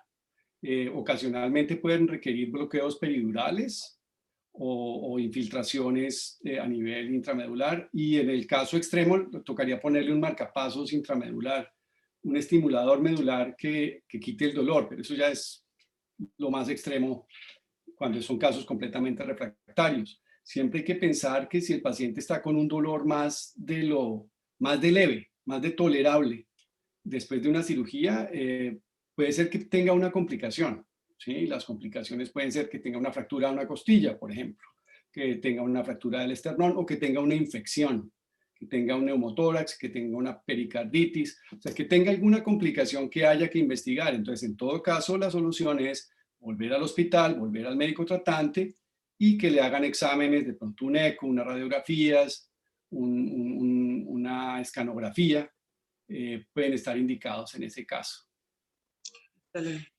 Perfecto. Ahí me quedó sonando algo. ¿Cómo haces para manejar ese paciente que puso Javier ahí en escena? Aspirina, antitrombóticos, anticoagulantes. Es como Bueno, sí, eso es es un reto muy grande porque estamos en un balance entre la coagulación y la anticoagulación. El paciente llegó con un sospechoso infarto y le dieron unos medicamentos que inhiben a las plaquetas para que ese trombo que en teoría estaba en las coronarias no se siga formando, y potencialmente esos casos les pueden haber dado otra droga que diluye los coágulos, que es un trombolítico, si el paciente estaba muy lejos del hospital, y eventualmente pueden haberle dado otro anticoagulante durante el cateterismo, que es la heparina. Entonces, esos casos se pueden morir desangrados. Entonces, se necesita un hospital que tenga la infraestructura del banco de sangre, y vuelve y juega el trabajo en equipo. Cuando llega un paciente de esos, nosotros activamos lo que llamamos el código de transfusión masiva. Entonces se llama al banco de sangre, se les avisa que tenemos un caso que llega para una emergencia quirúrgica cardiovascular con un paciente anticoagulado, y ellos se encargan de reservar muchas unidades de glóbulos rojos más todos los factores de coagulación. Adicionalmente, nosotros en nuestro hospital tenemos unos monitores de coagulación que están en la sala de cirugía, lo que llamamos en el sitio de tratamiento, point of care. Entonces nosotros tenemos lo que llamamos tromboelastograma. Nosotros tenemos la versión alemana, que es el ROTEM. Es una tecnología bastante sofisticada que mide la formación del coágulo con diferentes activadores e inhibidores, y nos permite identificar qué factores están deficientes, si son las plaquetas, si es el fibrinógeno, si son otros factores, y podemos administrar factores específicos y manejar la hemorragia. Pero vuelvo y te repito, tenemos el respaldo de una institución con un banco de sangre de gran capacidad, con unos perfusionistas, parte del equipo que pueden manejar el salvador de células, y sistemas de succión especiales que filtran la sangre y la podemos reinfundir, y sistemas de transfusión rápida que requieren una infraestructura pues alta, ¿sí? Nosotros somos el centro de trauma también de toda la zona, entonces eso se comparte entre cirugía cardiovascular y trauma en el mismo hospital. Perfecto. Muy bien, como ven todos ustedes, nuestros invitados, los conferencistas, es un tema bien interesante. Quiero invitarlos a la mesa redonda, invitar a Javier, Héctor, José, Víctor, tengan sus micrófonos abiertos y pues vamos a invitar a las personas que están conectadas que nos coloquen preguntas o que quieren hacer la pregunta, con mucho gusto abrimos el micrófono para que la pueda hacer. Yo tengo... Antes de eso quisiera decirte algo, Javier, cuando yo tengo un problema como ese que acabas de describir, yo coloco un torniquete y no sangra más.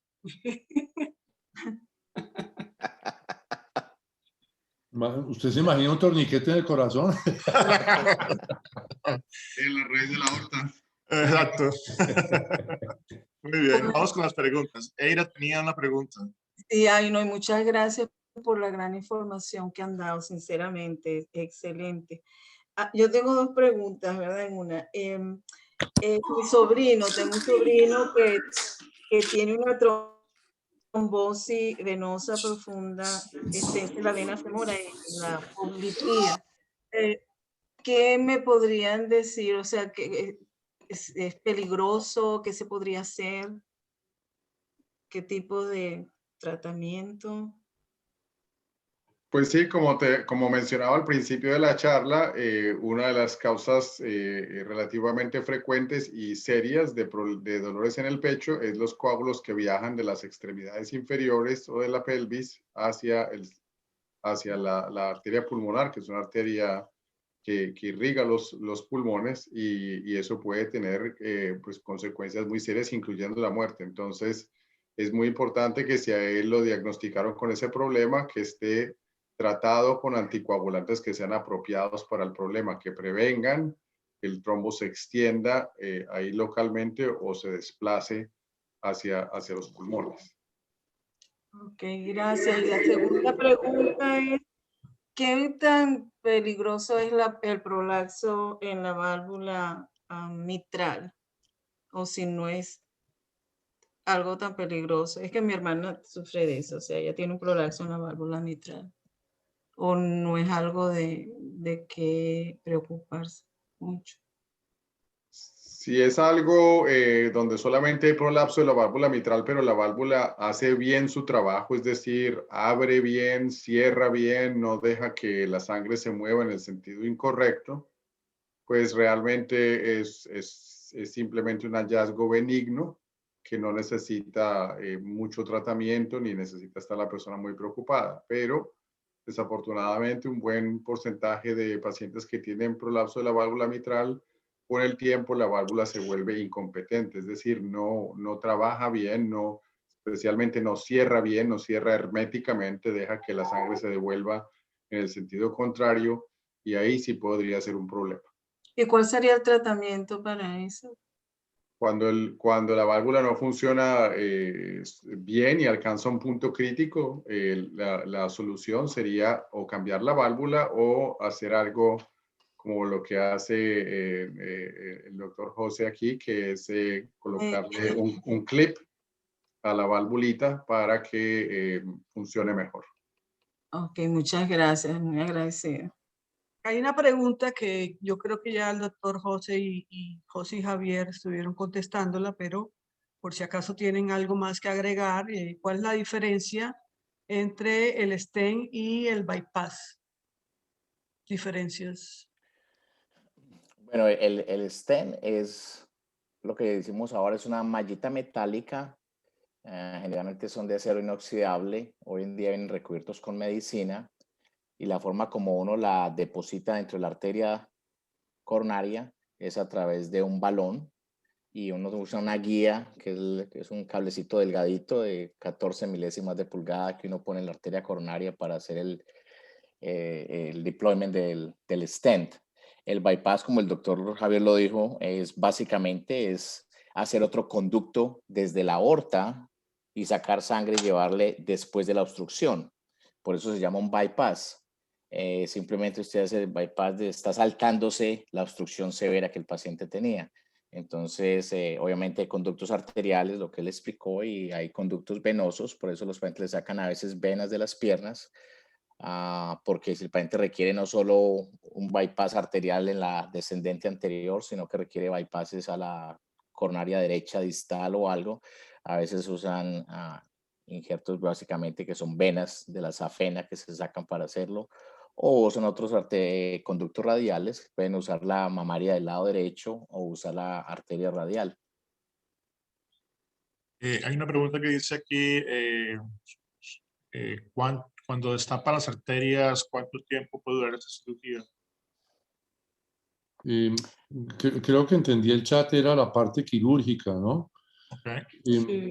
En general, la permeabilidad de los puentes, como les mencioné, a 10 años, más o menos un 90% de los conductos arteriales están permeables y entre un 70 y un 80% de los venosos están permeables. Y por eso cada vez más estamos utilizando más, perdón la redundancia, más injertos arteriales de lo que se utilizaba inicialmente. Antes era muy frecuente tener una mamaria y 2 o 3 venas en un paciente. Ahora cada vez más estamos utilizando 2, 3, 4 bypasses puramente arteriales. Aquí hay una pregunta que... Pero más que la...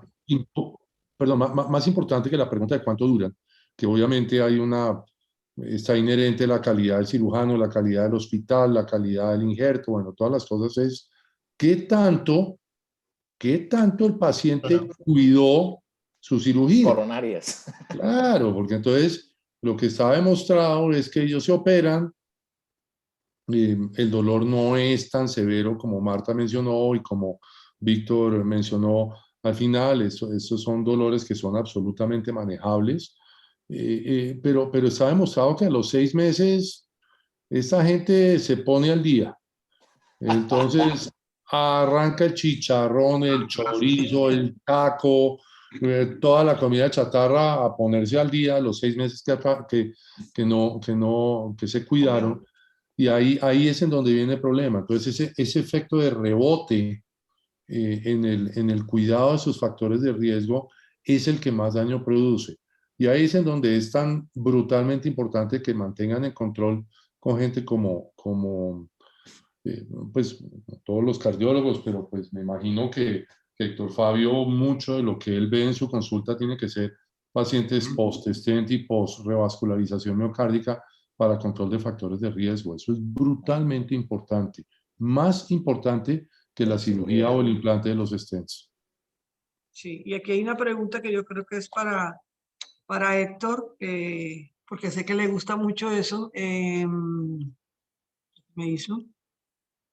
Dice, ¿los pacientes que tuvieron este tipo de cirugía deben de cambiar sus hábitos de comer?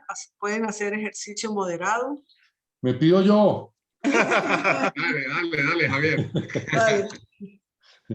Oigan, la idea de hacer la cirugía, antes de que Héctor Fabio responda a todo, pero la idea de hacer la cirugía, o que le pongan los stents como le puso, como hace José, es que vuelvan a su vida normal e inclusive mejor de lo que estaban antes. Yo sí quiero transmitirle eso a las personas que están. La idea de la cirugía es quitarle el riesgo al infarto, quitarle el dolor, pero más importante, devolverle la calidad de vida. Entonces, ahí sí te entrego la palabra. Correcto, sí. Y yo veo desafortunadamente lo que decía el doctor Javier es muy cierto de la mentalidad de algunos de nuestros pacientes. Afortunadamente también hay otras personas que no piensan de esa manera, pero yo diría que la persona promedio tiene una de dos mentalidades que no son beneficiosas. Una es que con alguna frecuencia, creo que casi todos los cardiólogos nos ha pasado, encontramos a alguien por primera vez, lo estábamos haciendo en una consulta, y le preguntamos si tiene algún antecedente cardíaco y nos dicen, no, nosotros yo no tengo problemas cardíacos. Y pasamos entonces más adelante el examen físico, quitamos la camisa y tienen ahí una cicatriz en el medio del pecho y les digo yo, bueno, ¿y esto qué pasó? Ah, no, ahí el problema cardíaco que tenía me lo corrigieron. Por eso es que no tengo nada ahora. Y entonces, pues claro, con esa mentalidad, ese es el que se desatrasa 6 meses después de todo lo que no había comido, porque él cree que quedó como nuevo y que ya no tiene que cuidarse porque ya el problema se lo resolvieron. Y la realidad es que sí, es muy, muy importante que se cambien todos los hábitos alimenticios, tratar de proteger esos conductos nuevos que se crearon, esa circulación nueva con la que el paciente ha quedado, porque si no se cuida, va a terminar exactamente como empezó. Y la otra mentalidad que no ayuda es el otro extremo. A algunas personas, digamos, extremadamente cautelosas, piensan que porque tuvieron una cirugía cardíaca o tuvieron un problema cardíaco, ahora ya no puedo hacer nada. Tengo una condición cardíaca, no puedo hacer ejercicio, me tienen que traer todo aquí a la silla, pásame el control remoto de nuevo, porque qué miedo, me puede dar otro infarto. Y esa mentalidad tampoco lleva a un buen resultado porque por el contrario, se trata, como decía el doctor Javier, de que mejores la calidad de vida y que mejores tus hábitos de vida.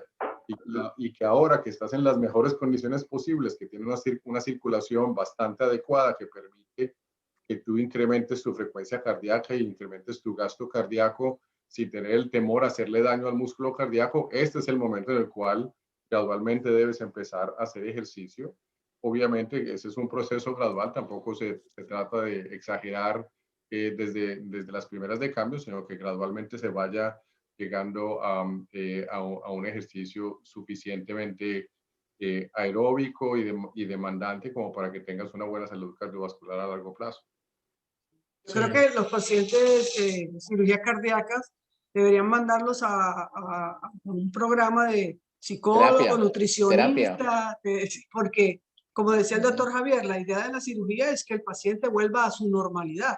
Pero lo que pasa es que la normalidad del paciente era fumar, fumadores, alimentarse mal, el chicharroncito, no todos los sábados, sino casi todos los días. Eso es muy cierto. El doctor Javier tocó en ese tema y es fundamental. Yo trato de gastarme un tiempito cuando le explico al paciente las cosas una vez se le pone un stent. No es de que ya tiene tubería nueva y vamos a hacer lo que nos da la gana, porque pues uno como tal no está curando la enfermedad coronaria. La enfermedad coronaria es algo crónico, inflamatorio. Lo único que hicimos fue limpiarle los pipes o limpiarle las tuberías. O el doctor Javier le hizo unos puentes nuevos.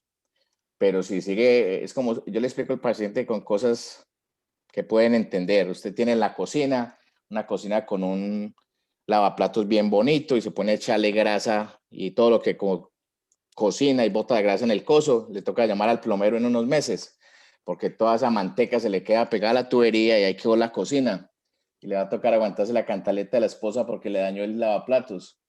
Es igualito. Entonces, las partes de lo que podemos cambiar, el fumar, el exceso de peso, la presión arterial, el colesterol malo. Lo que no puede cambiar uno, ya los años que le pasaron o el sexo ya es más difícil. Entonces, por ese lado, y decirle al paciente es una cosa como un equipo, una approach, un acercamiento en equipo, porque el paciente que hace ejercicio, esos estudios bien hechos por el Mayo Clinic, donde el paciente que hace ejercicio después de un infarto cardíaco, el hacer ejercicio aeróbico, más de 20 a 30 minutos, siquiera 3 a 4 veces a la semana, disminuye el riesgo cardiovascular de otro infarto a unos niveles de una persona que nunca ha tenido un infarto después de un año. Por lo tanto, el secreto de esto para mantener los bypasses o los stents abiertos es todo lo que dijimos de la dieta, el estilo de vida, el no fumar, la cosa, pero aparte de eso, el ejercicio es fundamental, inclusive mejor que tomarse muchas tabletas pues para el colesterol o cosas de eso. Entonces es algo que no produce dinero, por eso no lo ven las propagandas en televisor a toda hora, porque ve más propagandas del Lipitor, porque son compañías que hacen billones de dólares por la venta, pero el ejercicio aeróbico tiene a veces más de 2 veces la potencia en disminuir enfermedad cardiovascular, muerte cardíaca, que cualquier medicación que nosotros podamos usar. Perfecto. El tema, me pareció interesante el tema que estaba proponiendo Víctor y quisiera conocer el concepto de José, de Javier y bueno, Héctor también, por supuesto. ¿Es diferente el dolor de pecho en la mujer que en el hombre? ¿Se trata diferente? ¿Llega a complicaciones diferentes? Sí, definitivamente, yo lo veo mucho en mi práctica. Las mujeres, los ancianos, los diabéticos tienen presentaciones inusuales, tienen presentaciones que no son lo clásico que vemos en los otros pacientes y eso muchas veces retrasa el diagnóstico y ese retraso en el diagnóstico es el que conduce a las complicaciones. Yo me atrevo a decir una cosa y es que la estructura biológica de la mujer está hecha para tener un umbral del dolor distinto al del hombre. Y eso hace que la tolerancia o el acostumbramiento al dolor es distinto. Por lo menos lo que yo veo en mi práctica de cirugía cardiovascular es que las mujeres con enfermedad coronaria tienden a tener una enfermedad coronaria mucho más severa, mucho más difusa y requieren más bypasses que las de los hombres. Y tal vez José lo mencionó de una manera un poquito tangencial, pero las mujeres que llegan a cirugía cardíaca en general tienden a tener un riesgo de mortalidad y un riesgo de complicaciones un poco más elevado que el de los hombres, porque tienden a ser enfermedades más severas y ¿perdón? Más difusas, sí. Más difusas, correcto. Correcto. Perfecto. ¿Qué opinión tienen acerca del uso preventivo de la aspirina en un paciente, por ejemplo, mayor y que tenga, por ejemplo, hipertensión, pero no tenga más otras patologías? ¿Es conveniente o es problemático? Bueno, en eso hemos evolucionado mucho. Hubo un momento en el cual la recomendación general era darle aspirina básicamente a cualquier hombre por encima de los 45 años y a cualquier mujer por encima de los 55. Pero a medida que se ha ido decantando la evidencia y se ha ido encontrando, se ha hecho afinamiento de quiénes son las personas que se benefician más. Realmente las personas que más se benefician son personas que ya tienen enfermedad establecida, o sea, que ya han tenido un infarto, que ya han tenido un stent, que ya han tenido una cirugía de puentes coronarios, que ya han tenido algún tipo de problema con su circulación y es lo que llamamos pacientes en prevención secundaria. Esos son los que obtienen el mayor beneficio de la aspirina y en los cuales el uso de aspirina, pues, no solamente está bien, sino que es altamente recomendado y casi que mandatorio. Otras personas que puedan ser mayores, que de pronto tengan factores de riesgo, pero que no han tenido todavía o no han tenido eventos todavía o no hay evidencia de ninguna clase de que tengan este tipo de problemas circulatorios, ahí ya el beneficio no es tan claro. Entonces ahí digamos que para ese tipo de personas es una opción, no realmente una obligación utilizar la aspirina. Okay. Perfecto. Siempre tratamos de que el conversatorio tenga el tiempo programado. Ya estamos básicamente sobre el final. Tratamos de que siempre quede como un mensaje, una palabra que cada uno pueda compartir como consejo, como recomendación o como enseñanza de lo que pudimos escuchar en esta noche. Así que los voy a invitar a que cortas palabras, frases o un mensaje muy corto. ¿Cuál sería la recomendación desde tu punto de vista? Sería comenzar con José. ¿Cuál sería esa recomendación que le darías al público general con el dolor del pecho?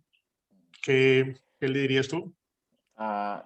Yo, aplicando el adagio chino, digo que una onza de prevención vale más que toneladas de tratamiento.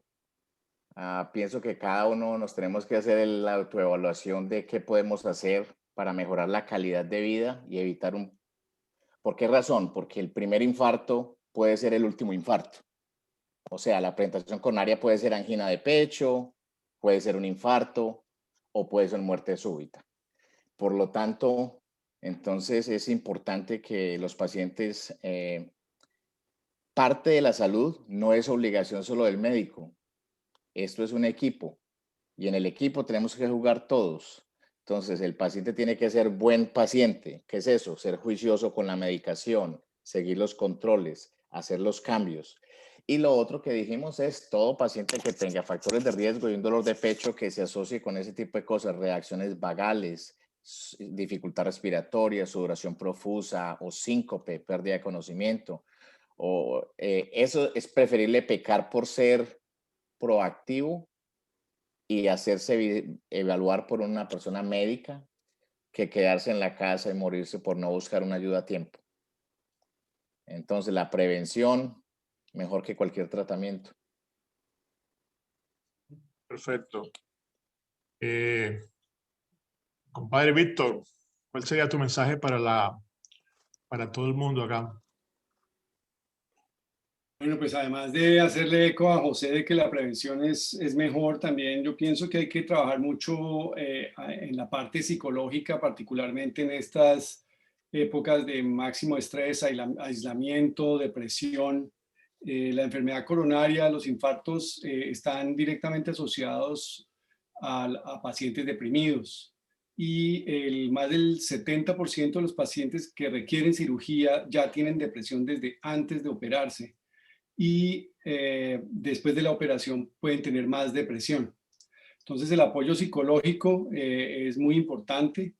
El hecho de que tengan actividad, ejercicio, que se sientan útiles, que se sientan no que van a estar más limitados, sino que van a volver a una actividad normal o de pronto mejor, como lo dijo Javier, mejor que la que tenían antes, es muy importante. Lo que mencionó José también del trabajo en equipo con la familia y con el núcleo social que ellos tengan, es también muy importante porque ellos también van a tener que cambiar con el paciente su dieta y apoyarle a la actividad, apoyarle la parte psicológica, emocional, etcétera. Entonces yo creo que es importante volver a ver el paciente como un todo, ¿sí? No solamente ver al paciente como el señor que tiene tapada la arteria descendente anterior, sino don José Gómez, que tiene su enfermedad, pero que también es una persona que va a la iglesia, que necesita comer, que necesita hacer ejercicio y que puede ser feliz. Perfecto, Bueno, perfecto. Quiero recordar también que, pues, antes de continuar con nuestro siguiente palabra de nuestro siguiente conferencista, Víctor Neira está en Halifax, Canadá, para quien esté en su área o quien esté interesado en trabajar en el hospital. ¿Cómo se llama tu hospital, Víctor? El hospital se llama Infirmary Hospital. Obviamente en Canadá tiene que ser Queen Elizabeth II Health Center. Perfecto.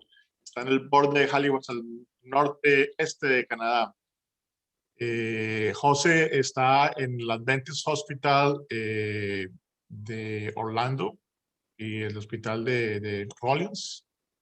Héctor Lozano cubre también el mismo hospital, pero todavía es el jefe de cirugía en Altamonte. De cirugía no, el jefe de cardiología en Altamonte. De cardiología no, ya no soy jefe de cardiología en Altamonte. Pero sí, voy ahí a ese hospital, voy también al del centro de la ciudad, al de Rollins, donde va José, y al de Winter Garden. Winter Garden, el próximo jefe de departamento de cardiología, Winter Garden. Ok, y pues Javier se encuentra en la ciudad de Bogotá, es el jefe de cirugía en 12 hospitales, la Fundación Santa Fe y el hospital de la Clínica Colombia, ¿verdad? Se llama Clínica Colombia. Perfecto. Ok, ¿cuáles son tus palabras de José? No, termine Javier con el comentario que va a hacer para hacer una pregunta. Ok, Héctor, tus palabras. Bueno, sí, hacer eco de lo que dijo José y utilizar también la sabiduría popular en relación con el mensaje más importante que de pronto les puedo dejar yo. Y es que en la sabiduría popular se dice que los seres humanos cavamos nuestra tumba con la cuchara. Y es muy importante entonces tener una dieta sana y un ejercicio moderado no podemos pasar por alto el valor que eso tiene en prevenir los problemas antes de que sucedan, y una vez sucedan, en asegurarnos de que no van a volver a suceder, y de que aprovechemos esa segunda oportunidad que nos dieron el cardiólogo intervencionista o el cirujano cardiovascular. Correcto. Y Javier, ¿qué nos dices tú? Me la dejaron complicada porque me dejaron de último. Pero venga, para terminar, redondeando un poquito por donde comenzamos. Hay dos tipos de enfermedades. Las enfermedades espirituales y del alma, y las enfermedades orgánicas o físicas. Yo creo que una de las cosas que he aprendido yo en los 30 años míos de práctica, y yo creo que Víctor, que estuvo trabajando un poco más cerca de lo que trabajo yo, es que uno como médico tiene la capacidad de influir en las dos. Yo creo que todos de alguna manera ponemos la mano en el corazón. Bueno, yo literalmente la pongo en el corazón, pero José la pone a través de un catéter, Héctor la pone a través de sus pastillas, y Víctor la pone a través de lograr mantener al paciente bien anestesiado para poder hacer los procedimientos. Yo creo que tenemos que acordarnos en la parte médica que nosotros tenemos la capacidad de influir desde el punto de vista espiritual en el bienestar de los pacientes. Y eso lo tenemos que hacer activamente en el día al día. Obviamente trabajando desde el punto de vista orgánico, que fue lo que nos enseñaron y fue para lo que estudiamos durante una década o década y media o 2 décadas para estar haciendo lo que estamos haciendo. Entonces el mensaje que yo les dejo es no olvidar que los pacientes son un todo, que a pesar de que tengan la enfermedad orgánica y que le podemos poner un stent, o que necesitan el tratamiento para los lípidos, o que necesitan el control de factores de riesgo, o que necesitan el bypass, el cambio de la válvula, lo que sea, necesitamos trabajar también un poquito sobre sus familias y sobre su espiritualidad para que su calidad de vida después sea más adecuada. Y es lo que hacemos nosotros en los centros en donde yo trabajo, Andrés y Marta. Enfocamos a los pacientes desde un punto de vista un poquito más humano y más cálido, y eso claramente es un enfoque un poco más latino. Los latinos tenemos más esa capacidad que los anglosajones. Yo exhorto mucho a ustedes 4 que están allá, y me imagino que parte del éxito que lo tienen basado en eso, y yo eso es lo que le enseño a mis residentes y a mis estudiantes aquí, a manejarles esa parte que es supremamente importante. Fantástico. De hecho, me gusta eso, y uno de los eslogans que tiene este programa Misión en Comunidad al Día es cuidando la mente, cuidando el cuerpo y cuidando el espíritu. Es todo. Así que, no lo sabía, ahí le pegué, vea. Sí, le pegaste. Fantástico, fantástico. Y acuérdate de la parte del corazón, con las tres objetivos desde el punto de vista del corazón que estuvo hablando el pastor al inicio.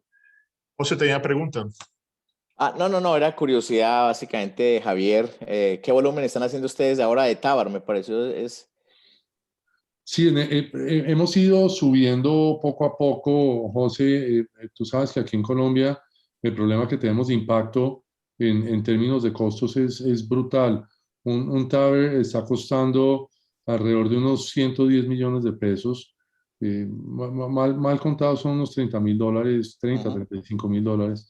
Mientras que una cirugía, por ejemplo, comparable para un paciente de 80 años mínima invasiva con una prótesis sutureless, puede estar costando alrededor de unos $12,000. Wow. Total. Entonces la brecha económica sí, muy es grande. brutal. Tú sabes que nuestro Producto Interno Bruto, el precio de bolsillo para pagar el procedimiento es prácticamente cero.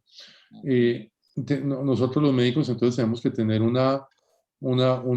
control desde el punto de vista de gastos desde ese punto de vista. Obviamente en los hospitales en donde yo estoy, pues hemos ido incrementando de una manera muy lenta en la medida en que hemos logrado que las que las empresas bajen un poco los precios de los insumos. Y ya en este momento estamos haciendo casi que dos o tres procedimientos de TAVR semanales, pero pues esto hace varios años estábamos haciendo 2 o 3 mensuales. Estamos haciendo mucho, como te digo, el enfoque es multidisciplinario, entonces estamos haciendo obviamente transfemorales, pero estamos haciendo también transaórticos y transapicales, y la vía transapical la estamos desarrollando muchísimo ya para intervencionismo de por ejemplo, para fugas aórticas o para fugas mitrales, para evitar el procedimiento quirúrgico del paciente. Estamos brutalmente entusiasmados y hemos ido lentamente convenciendo a los pagadores en que esos 110 millones, aunque son costosos, de pronto a la larga pueden ser ahorrados a un hospitalización, claro. Sí, sí. Claro. Ah, no, qué bueno, qué bueno. Sí, yo estoy pero un problema, José, que tenemos terrible es que es increíble, pero el precio de los insumos que tenemos aquí en Colombia es el mismo que tienen ustedes allá en Estados Unidos. Sí, wow, no tiene sentido, ¿no? No tiene sentido. Claro, claro. Muy duro así, sí. Sí. Bueno, amigos, permítame un segundo, José. Quería simplemente despedir y de pronto nos quedamos conversando si queremos. Quería agradecerles a todos por la presencia, quería agradecerles por su continua compañía. Hoy es un programa más con mucho éxito, de los muchos que hemos hecho durante todo este transcurso de año y largo que tenemos. En tal vez 2 semanas estaremos con un nuevo programa tan bueno como este y con invitados de categoría como los que tenemos hoy. Así que muchísimas gracias a todos los que se conectaron de todas partes. Tenemos gente de Argentina hasta Canadá. Así que cubrimos de toda Latinoamérica. Feliz noche para todos. Muchas gracias. Si te quieres quedar hablando un poquito, vamos a estar conectados un poco más, pero damos despedida al programa. A todos ustedes, muchísimas gracias por estar aquí. Y Dios les feliz bendiga. Gracias, Gracias mucho. Feliz noche a mucho, todos. sobre todo a Colombia, que está terrible, así que por favor, sigámonos cuidando.